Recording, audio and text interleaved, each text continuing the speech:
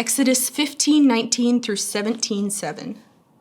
When Pharaoh's horses, chariots, and charioteers rushed into the sea, the Lord brought the water crashing down on them. But the people of Israel had walked through the middle of the sea on dry ground. Then Miriam the prophet, Aaron's sister, took a tambourine and led all the women as they played their tambourines and danced. And Miriam sang this song: "Sing to the Lord, for he has triumphed gloriously. He has hurled both horse and rider into the sea." Then Moses led the people of Israel away from the Red Sea, and they moved out into the desert of Shur. They traveled in this desert for 3 days without finding any water. When they came to the oasis of Marah, the water was too bitter to drink, so they called that place Marah, which means bitter. Then the people complained and turned against Moses. "What are we going to drink?" they demanded. So Moses cried out to the Lord for help, and the Lord showed him a piece of wood. Moses threw it into the water, and this made the water good to drink. It was there at Marah that the Lord set before them the following decree as a standard to test their faithfulness to him. He said, "If you will listen carefully to the voice of the Lord your God and do what is right in his sight, obeying his commands and keeping all his decrees, then I will not make you suffer any of the diseases I sent on the Egyptians, for I am the Lord who heals you." After leaving Marah, the Israelites traveled on to the oasis of Elim, where they found 12 springs and 70 palm trees. They camped there beside the water. Then the whole community of Israel set out from Elim and journeyed into the wilderness of Sin, between Elim and Mount Sinai. They arrived there on the 15th day of the 2nd month, 1 month after leaving the land of Egypt. There, too, the whole community of Israel complained about Moses and Aaron. "If only the Lord had killed us back in Egypt," they moaned. "There we sat around pots filled with meat and ate all the bread we wanted. But now you've brought us out into this wilderness to starve us all to death." Then the Lord said to Moses, "Look, I'm going to rain down food from heaven for you. Each day the people can go out and pick up as much food as they need for that day. I will test them in this to see whether or not they will follow my instructions. On the 6th day they will gather food, and when they prepare it, there will be twice as much as usual." So Moses and Aaron said to all the people of Israel, "By evening you will realize it was the Lord who brought you out of the land of Egypt. In the morning you will see the glory of the Lord, because he has heard your complaints which are against him, not against us. What have we done that you should complain about us?" Then Moses added, "The Lord will give you meat to eat in the evening and bread to satisfy you in the morning, for he has heard all your complaints against him. What have we done? Yes, your complaints are against the Lord, not against us." Then Moses said to Aaron, "Announce this to the entire community of Israel. Present yourselves before the Lord, for he has heard your complaining." And as Aaron spoke to the whole community of Israel, they looked out toward the wilderness. There they could see the awesome glory of the Lord in the cloud. Then the Lord said to Moses, "I have heard the Israelites' complaints. Now tell them, in the evening you will have meat to eat, and in the morning you will have all the bread you want. Then you will know that I am the Lord your God." That evening, vast numbers of quail flew in and covered the camp, and the next morning the area around the camp was wet with dew. When the dew evaporated, a flaky substance as fine as frost blanketed the ground. The Israelites were puzzled when they saw it.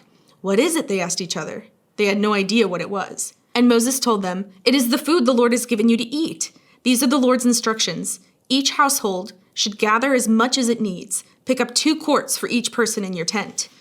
So the people of Israel did as they were told. Some gathered a lot, some only a little. But when they measured it out, everyone had just enough. Those who gathered a lot had nothing left over, and those who gathered only a little had enough. Each family had just what it needed. Then Moses told them, "Do not keep any of it until morning." But some of them didn't listen and kept some of it until morning. But by then it was full of maggots and had a terrible smell. Moses was very angry with them. After this, the people gathered the food morning by morning, each family according to its need. And as the sun became hot, the flakes they had not picked up melted and disappeared. On the 6th day, they gathered twice as much as usual, 4 quarts for each person instead of 2. Then all the leaders of the community came and asked Moses for an explanation. And he told them, "This is what the Lord commanded. Tomorrow will be a day of complete rest, a holy Sabbath day set apart for the Lord. So bake or boil as much as you want today and set aside what is left for tomorrow." So they put some aside until morning, just as Moses had commanded. And in the morning, the leftover food was wholesome and good, without maggots or odor. Moses said, "Eat this food today, for today is a Sabbath day dedicated to the Lord. There will be no food on the ground today. You may gather the food for 6 days, but the seventh day is the Sabbath. There will be no food on the ground that day." Some of the people went out anyway on the seventh day, but they found no food. The Lord asked Moses, "How long will these people refuse to obey my commands and instructions? They must realize that the Sabbath is the Lord's gift to you.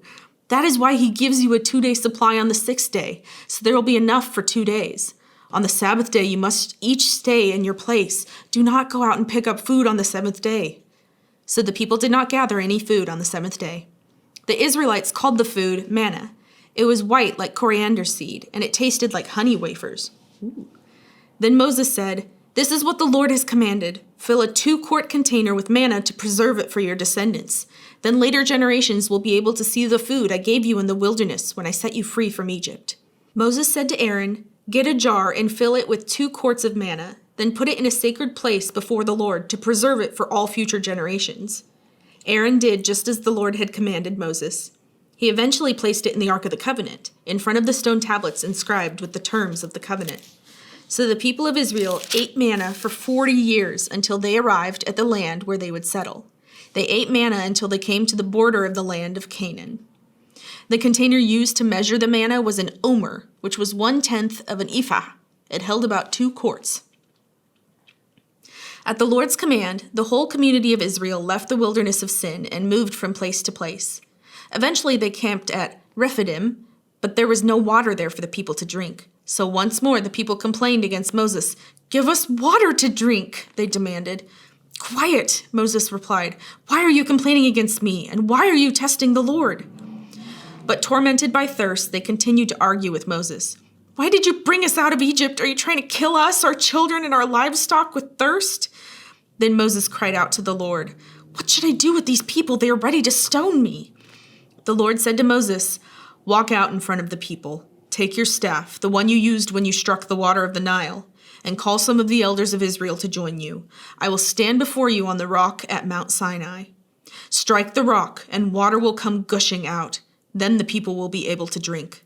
So Moses struck the rock as he was told, and water gushed out as the elders looked on. Moses named the place Massah, which means test, and Meribah, which means arguing, because the people of Israel argued with Moses and tested the Lord by saying, "Is the Lord here with us or not?" Matthew 22, 1-33. Jesus also told them other parables. He said, "The kingdom of heaven can be illustrated by the story of a king who prepared a great wedding feast for his son. When the banquet was ready, he sent his servants to notify those who were invited, but they all refused to come. So he sent other servants to tell them, 'The feast has been prepared, the bulls and fattened cattle have been killed, and everything is ready. Come to the banquet.' But the guests he had invited ignored them and went their own way, one to his farm, another to his business. Others seized his messengers and insulted them and killed them. The king was furious, and he sent out his army to destroy the murderers and burn their town. And he said to his servants, 'The wedding feast is ready, and the guests I invited aren't worthy of the honor.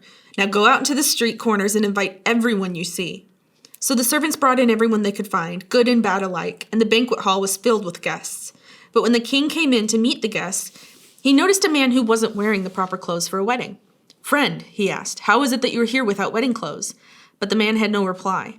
Then the king said to his aides, 'Bind his hands and feet and throw him into the outer darkness, where there will be weeping and gnashing of teeth. For many are called, but few are chosen.'"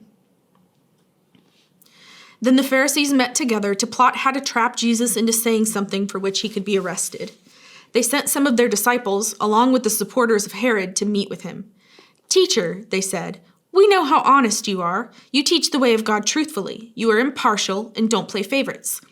Now tell us what you think about this. Is it right to pay taxes to Caesar or not?" But Jesus knew their evil motives. "You hypocrites," he said. "Why are you trying to trap me? Here, show me the coin used for the tax." When they handed him a Roman coin, he asked, "Whose picture and title are stamped on it?" "Caesar's," they replied. "Well then," he said, "give to Caesar what belongs to Caesar, and give to God what belongs to God." His reply amazed them, and they went away. That same day, Jesus was approached by some Sadducees, religious leaders who say there is no resurrection from the dead. They posed this question: "Teacher, Moses said, if a man dies without children, his brother should marry the widow and have a child who will carry on the brother's name. Well, suppose there were 7 brothers. The oldest one married and then died without children. So his brother married the widow. But the second brother also died, and the third brother married her. This continued with all 7 of them.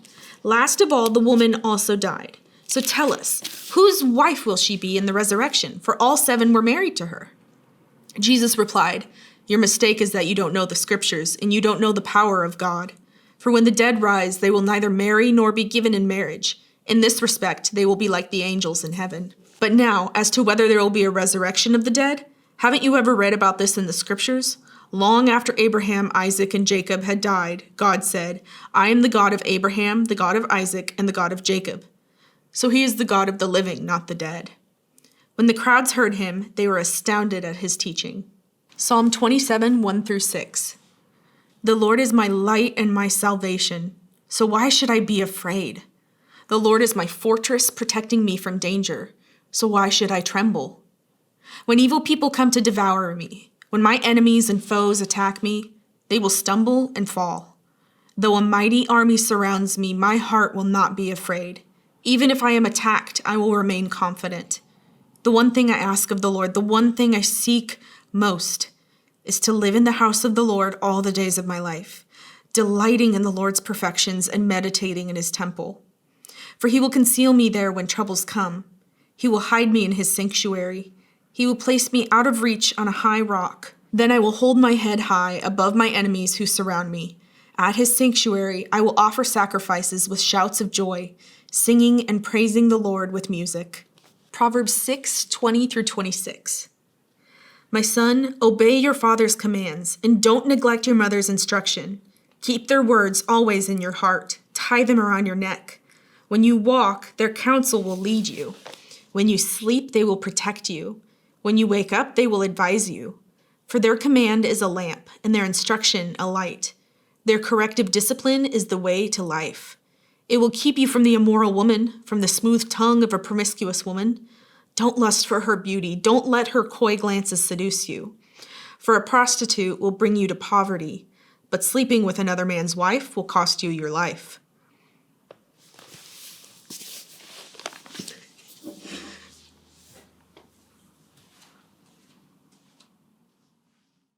The Lord brought the water crushing down on them. Dang it! Oh, it says crashing. Oh, I said crushing. And Moses told them, "It is baklava." Sorry, I had to. He eventually placed it in the Ark of the Covenant, in front. Kronk.